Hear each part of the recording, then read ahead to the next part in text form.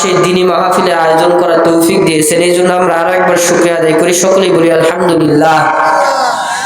দেখেন এটা কি মাস আপনাদের জানা আছে? এটা হচ্ছে শাবান মাস। শাবান মাসের পরেই রমাজান। এর মতন 12টা মাসের ভেতরে বরকতময় মাসের মধ্যে সবচাইতে বরকতময় মাসই হচ্ছে রমজান মাস, ঠিক না? তো এই রমজান মাস আমাদের সামনে আসতেছে। তো এই রমজান মাসের কি প্রস্তুতি আমরা নিব, এই কারণে প্রস্তুতি নেওয়ার জন্যই আল্লাহ তাআলা আমাদেরকে রমজান মাসের আগে শাবান মাস দান করেছেন। কি মাস দান করেছেন? শাবান মাস। আমরা এখানে বসেছি ওয়াজ শোনার জন্য, এক কান্দে শুনে এক কান্দে বাহির করার জন্য নয়। এখানে যা শুনবো মৃত্যুর আগ পর্যন্ত সেটা মনে রাখতে হবে ইনশাআল্লাহ। আমি যত জায়গায় বয়ান করি মানুষের যেন মুখস্থ হয়ে যায়, এইভাবেই বয়ান করি। তো আল্লাহ তাআলা আমার জন্য দোয়া করবেন যেন আল্লাহ তাআলা আমাকে কবুল করে। এই মাসটার নাম হচ্ছে শাবান মাস। আল্লাহ রাসূল সাল্লাল্লাহু আলাইহি ওয়াসাল্লাম সাহাবায়ে কেরামদেরকে বললেন, ও আমার সাহাবীরা, রমজান মাস আসার আগে তোমরা রমজান মাসের একটা প্রস্তুতি গ্রহণ করো। প্রত্যেকটা জিনিসের প্রস্তুতি আছে না? বক্তা সাহেবেরাও বয়ান করার আগে কিন্তু ঘরের ভিতরে 1 ঘন্টা চিল্লায় চিল্লায় আগে ট্রেনিং দেয়, তারপরে আসে, ঠিক না? যে রিক্সা চালায় সে আগে রিক্সা চালানোর প্র্যাকটিস করে, যে ভ্যান চালায়, ট্রাক চালায়, ট্রাকের ড্রাইভার, মোটরসাইকেলের ড্রাইভার, এগুলো আগে কষ্ট করে শিখতে হয়, এরপরে চালায়, ঠিক না? তো রমজান মাসের রোজা রাখার জন্য আপনাকে আগে ট্রেনিং নিতে হবে, আগে আপনাকে ড্রাইভিং শিখতে হবে, এরপরে আপনাকে গাড়ি চালানো শুরু করতে হবে।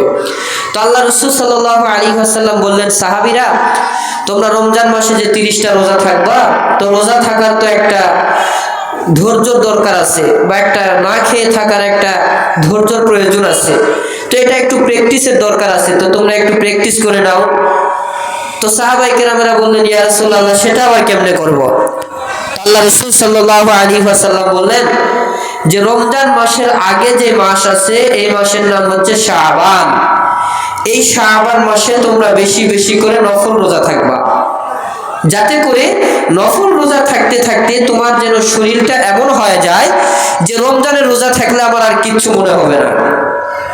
দেখবেন অনেকে রমজানের রোজা থাকা অবস্থায় চুরি করে আবার খায়, না খেয়ে থাকতে পারে না।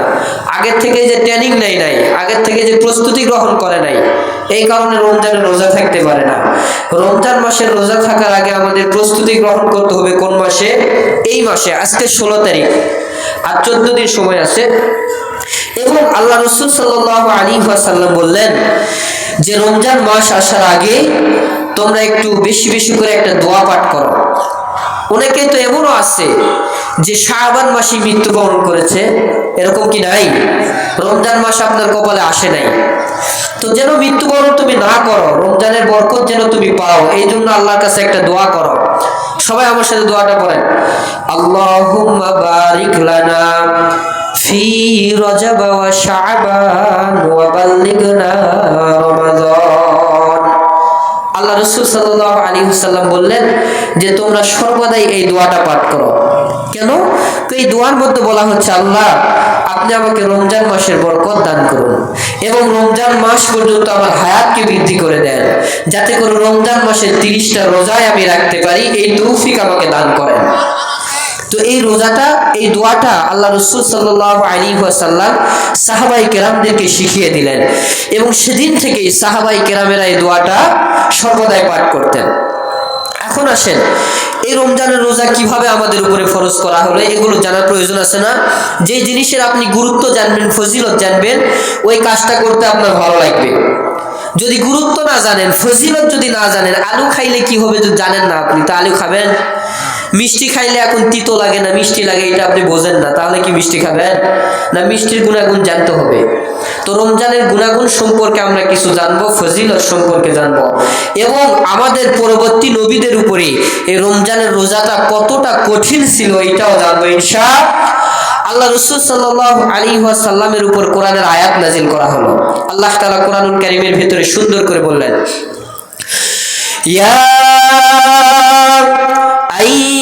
আইয়ুহাল্লাযীনা আমানু কুতিবা আলাইকুমুস সিয়ামু কামা কুতিবা আলাল্লাযীনা মিন ক্বাবলিকুম কামা কুতিবা আলাল্লাযীনা মিন ক্বাবলিকুম লাআল্লাকুম তাত্তাকুন।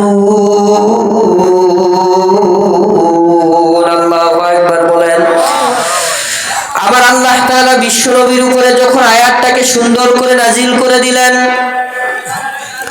আল্লাহ তাআলা বিশ্ব নবীকে ডাকতে বললেন, ওগো রাসূল,